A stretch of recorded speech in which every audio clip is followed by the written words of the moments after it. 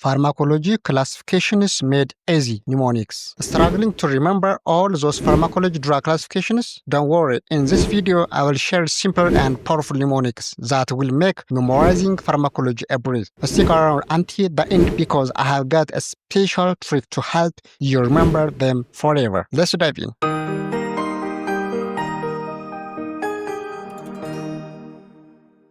The first one, antihypertensive drugs. Antihypertensive drugs that lower blood pressure, mnemonic ABCs of hypertension. A represents ACE inhibitors or angiotensin converting enzyme inhibitors. Example, lisinopril, captopril, enalapril, and so on. B represents beta blockers. Example, atenolol, metoprolol, and so on. C represents calcium channel blockers. Example, amlodipine. አንታይሃይፐርቴንሲቭ ድራጎችን እንዴት እናስታውሳቸው የሚለውን ስናይ ኤቢሲስ ኦፍ ሃይፐርቴንሽን ብለን መያዝ እንችላለን። ኤ ማን ትወክላለች? ኤሲኢ ኢንሂቢተርስ ኦር አንጂዮቴንሲን ኮንቨርቲንግ ኢንዛይም ኢንሂቢተርስ የሚለውን፣ ቢ ደግሞ ቤታ ብሎከርስ የሚለውን፣ ሲ ካልሲየም ቻናል ብሎከርስ የሚለውን በቀላሉ ከፍተኛ የደም ግፊት መድኃኒቶችን ባጭሩ መያዝ እንችላለን ማለት ነው። which drug class do you think works fastest? ኮሜንት ቢላው እንግዲህ ከዚህ ውስጥ በፍጥነት ስራው የሚሰራ የትኛው ነው? ኮሜንት ሴክሽን ላይ አስቀምጡልን። ሰከንድ ዋን አንቲባዮቲክስ። አንቲባዮቲክስ drugs used to treat bacterial infections. Mnemonic peace can cure many fights. P represents penicillin. Example, amoxicillin. E represents erythromycin. እንግዲህ ኤሪትሮማይሲን ማክሮላይድ ግሩፕ። ኤ aminoglycosides. Example, gentamicin. C represents cephalosporins. Example, ceftriaxone. M metronidazole for anaerobic. F fluoroquinolones. Example, ciprofloxacin. እንግዲህ ሁለተኛ ደግሞ አንቲባዮቲክስ የምንላቸው ናቸው። እነዚህ አንቲባዮቲክሶች ደግሞ ባክቴሪያል ኢንፌክሽኖችን ለማከም እንጠቀምባቸዋለን። ባጭሩ ለመያዝ ፒስ ካን ኪውር ማኒ ፋይትስ። ፒ ስንል ያው ፔኒሲሊንስ የምንላቸው ናቸው። እነሱን ኬሊ ባለፈው የሰራን ቪዲዮ አለ፣ እሱ ጋር ማየት ትችላላችሁ። ማክሮላይድስ ከምንላቸው ደግሞ ኢ ኤሪትሮማይሲን መውሰድ እንችላለን። ኤ ማለት አሚኖግላይኮሳይድስ የምንለው እነ ጅንታማይሲን፣ ስትሪፕቶማይሲን የምንላቸውን። ሲ ሪፕሬዘንት ሴፋሎስፖሪንስ፣ ሴፍትራክዘን፣ ሴፍታዚዲን፣ ሴፍሮክዚ የምንላቸውን። ኤም ሪፕሬዘንትስ ሜትሪንዳዞል። ሜትሪንዳዞል ደግሞ አናሮቢክ ካቨሬጅ አለው።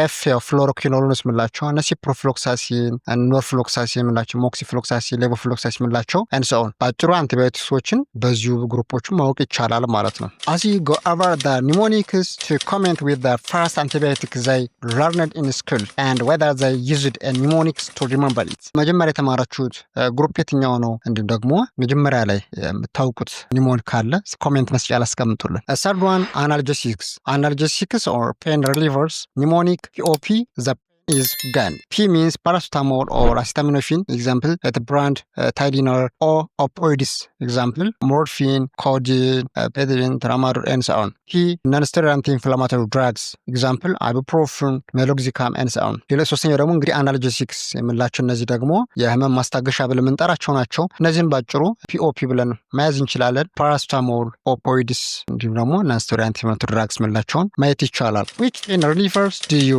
prefer for headaches? Let me know in the comments.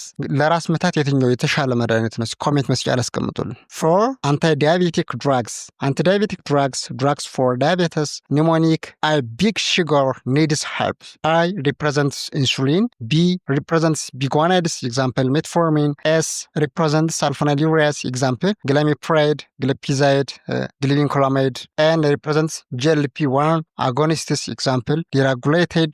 H represents SGLT inhibitors. Example, empagliflozin. እኛ ደግሞ አራተኛ እንግዲህ የስኳር በሽታ መድኃኒቶች ናቸው። እነዚህም ደግሞ ያው ስኳር በሽታ ለማከም እንጠቀምባቸዋለን። እነዚህ በቀላሉ የስኳር በሽታ መድኃኒቶች እነማን ናቸው የሚለውን ለመያዝ ይጠቅማቸዋል ማለት ነው። Do you know someone with type 2 diabetes who uses any of those? Comment below. አይነት ሁለት የሚባለው የስኳር በሽታ ያለበት ሰው የሚጠቀመው መድኃኒት ታውቁት ካለ ኮሜንት መስጫ ላይ አስቀምጡ። 5 antidepressants. Antidepressants mood enhancing drugs. Mnemonic Celestidone spray antidepressants. S represents SSRIs or selective serotonin reuptake inhibitors. Example, fluoxetine. S represents SNRIs. Example, venlafaxine or serotonin norepinephrine reuptake inhibitors. T represents tricyclic antidepressants. Example, amitriptyl. A represents atypical antidepressants. Example, bupropion. እንግዲህ ሌላኛው ደግሞ በአምስተኛ ደረጃ አንቲዲፕሬሳንትስ ደግሞ ሙድን ከፍ የሚያደርጉ መድኃኒቶች ብለን የምንጠራቸው ናቸው።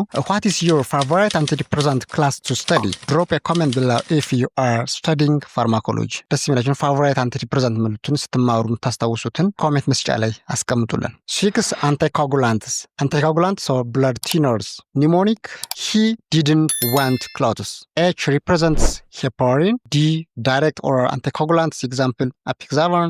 W represents warfarin. C represents clopidogrel. ሌላኛው ደግሞ አንቲኮአጉላንትስ የምላቸውን ደግሞ የደም ማቅጠኛ የምንላቸው ናቸው። Which blood thinner do you find most commonly used in hospitals? ብዙ ጊዜ እነዚህ ከአንቲኮአጉላንቶች ውስጥ ሆስፒታል ላይ most commonly የምንጠቀመው የትኛውን ነው? ኮሜንት ላይ አስቀምጡልን። Number 7 anticholinergics. Number 7 anticholinergics. Anticholinergics are drugs that block acetylcholine. Mnemonic, atropine and the 3Ds. A represents atropine, the classic anticholinergic. T represents tropicamide, used for eye exams. D darifenacin for overactive bladder. D diphenhydramine, antihistamine with anticholinergic effects. እንግዲህ አንቲኮሊነርጂክስ ከምላቸው ውስጥ ደግሞ እነዚህ ብዙ ጊዜ አሳይኮላይን ብሎክ ማድረግ ይታወቃሉ። ከነዚህ ኒሞኒክ እንግዲህ አትሮፒን ነው። ይህም ለአንቲኮሊነርጂክ ክላስ ውስጥ የሚመደብ ሲሆን ቲ ማለት ነው ትሮፒካማይድ ነው። ይህም ደግሞ ለአይናችን ብዙ ጊዜ የምንጠቀመው ነው። ዳሪፌናሲን የምንለው ደግሞ ብዙ ጊዜ ዩሪን ኢንኮንሲስተንሲ ሲሆን ደግሞ የሽንት መቋጠር ችግር ካለ ወይም ደግሞ በሌላ አነጋገር የብላደር ኦቨር አክቲቪቲ ካለ እሱን ለማከም የምንጠቀምበት ነው። ዳይፌንሃይድራማይን ደግሞ ያው አንቲሂስታሚን ነው ማለት ነው። Have you used any of this medication for allergies or bladder issues? Let me know. At the finally conclusion, now you have the best pharmacology mnemonics to remember K-drug class easily. These tricks will help you as your exam and make pharmacology much more fun. If you found this video helpful, don't forget to like, subscribe and hit the notification bell so you won't miss my next study tips. Got your own favorite mnemonics? Drop it in the comments. I would love to hear it. See you in the next video.